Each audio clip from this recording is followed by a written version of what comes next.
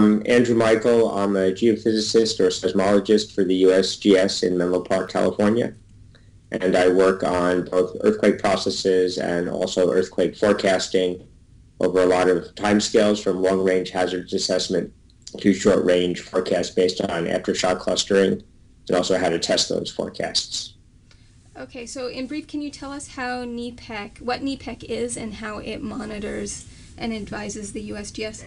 So NEPEC is the National Earthquake Prediction Evaluation Council. NEPEC is an advisory committee that reports to the USGS director. It's made up of both members of the USGS and members of the external academic research community. If there's a need to give advice on earthquake hazards or an earthquake advisory to the USGS director, then NEPEC meets, considers the evidence, and then crafts a piece of advice to the USGS director, who would then decide how they want to issue an advisory. Why do you think advisory messaging is important? I think we need to connect the science, what we know and don't know about earthquakes, to what people need to know and actions they need to take in their lives. So I think that's really what advisory messaging does. I mean, we can have all of the earthquake hazards assessments or possible forecasts published in the research literature, but unless they're posed in a way that people can actually use them in their lives, it's not really doing any good to actually mitigate hazards and risks. What makes for a good advisory? So one of the key elements we're told by social scientists about good advisories is they actually have to tell people what to do, what actions they can take. And that's where really we get onto sort of a very difficult ground. We're scientists. We don't necessarily know what people should do. And so crafting a good advisory really requires close coordination with emergency managers and other people who have the knowledge about what actions they would like to see people take in different situations.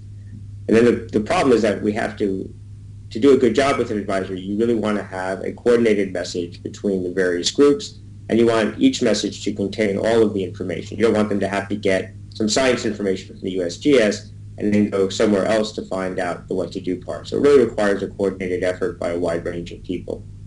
So what do you think are the essential pieces to a good advisory message?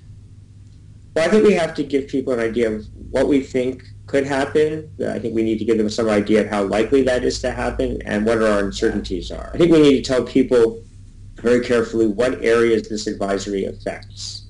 That's one thing we learned in the Parkfield project. It was very easy for us to have advisories that really affected this very small remote town of Parkfield, California, take into effect large cities like Los Angeles and San Francisco. So you have to give very clear information on who the advisory affects, where they live, and the areas that it does not affect. And then finally, you have to give people some information about what to do, or at least where they have to go to find more information so they can take an appropriate action that will help them get through whatever may or may not come next. So can you tell us a little bit about how the process works? So I think a really good example of how this was done well was with the Parkfield earthquake prediction experiment. In that case, we drafted a scenario document that said if we see this size earthquakes in these locations, we will issue an advisory of different levels. We had A-level advisories for definitely public warnings, B-level ones that could be a public warning if the state of California chose, and then lower-level ones that were really meant to be internal. So all of that was pre-scripted. And then the advisories themselves were actually issued by the state of California's, their Governor's Office of Emergency Services. And we did actually succeed in issuing some of those advisories very rapidly, which is important for earthquake clustering. I think we managed it in about 15 to 20 minutes a couple of times. And we could probably do it much faster now that was in the 90s, where we have much better real-time systems and capabilities these days. In these councils, is it only the scientists that are involved in the decision? So CPEC is the California Earthquake Prediction Evaluation Council. It's essentially a California counterpart to NEPEC, the National Earthquake Prediction Evaluation Council. So on NEPEC, it's entirely scientists.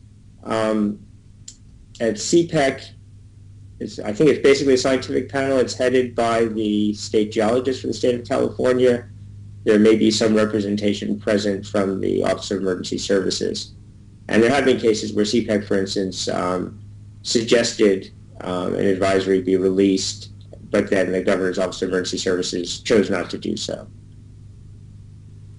What's the hardest thing, do you think, about doing earthquake advisory messaging? So I think in Parkfield we learned there were a couple of things that were critical. One was this issue of telling people who is not affected. That was something we got wrong at first, to be honest. And the other thing was since we had this tiered set of advisories, we called them all alerts. There was A-level alerts, B-level alerts, C-level alerts, and by the time you were down to C or D level, it was really a question of internal messaging within the scientific community. But those often sort of leaked out further, and the word alert is very powerful. So we actually changed those lower level ones to status. So we looked a little bit about the semantics of how to word things to give people the right level of concern. You know, a C-level status sounds like something you don't need to worry about, which was exactly the case. I think the other thing we're really learning about is, and we're working hard right now on, is how do we discuss probabilities with the public, and how do we discuss the uncertainty of probabilities? There's really a large range of people in the public. Some of them don't want to see any numbers. Some of them want to see lots of numbers. And then we have very important users such as infrastructure engineers for water or power companies. They really want very technical information. So we're trying to serve a lot of different users with our advisories, and we have to find a way to sort of separate the information so people can get the right level of detail. In doing so, how do you issue the advisories? So right now the advisories largely go out either by email or by being posted on a web page, and often actually also as a press release. So they tend to be a single statement. And who releases? Those can be released, generally in California, they're being released by the Governor's Office of Emergency Services. Press releases may sometimes be done in duplicate by them and the USGS. For some other hazards, it may be done by the USGS Director's Office directly. So I think there's two things. One is, at Parkfield, we had everything very much pre-scripted. And a lot of our advisories now are actually aftershock advisories, which again are pre-scripted, and we're working very hard on improving that process and improving those scripts. Those go out very quickly.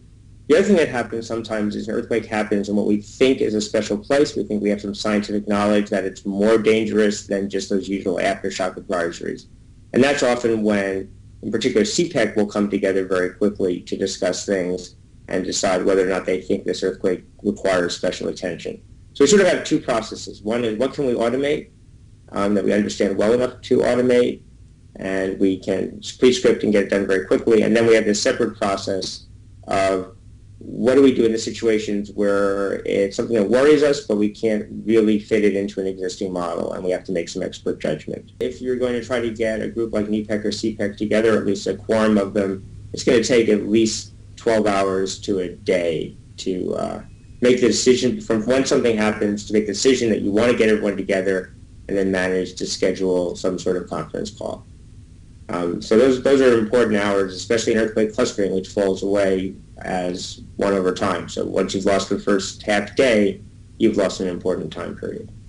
Fortunately, with earthquake clustering, we do have the automated aftershock advisories. Right now in California, the aftershock advisories are triggered by the duty seismologist. So it's one person who does look over the earthquake, make sure they agree that it's above the magnitude threshold for an advisory, and that they think the computation looks like it's been done correctly, and that no bugs crept into the system since the last time one was issued. So it's a one-person job.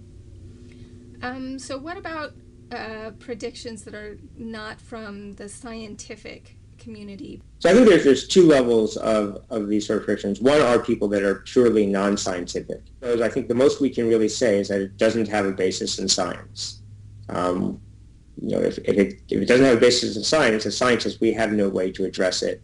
And then the USGS director or the governor of California through the Office of Emergency Services could choose to tell people to ignore it. And we have done that in some cases. In the 1990s, there was some non-scientific, but they looked scientific predictions being made. They were getting into the media, and we quickly looked into it, saw there was no scientific basis, made that statement, and it got the media to back off.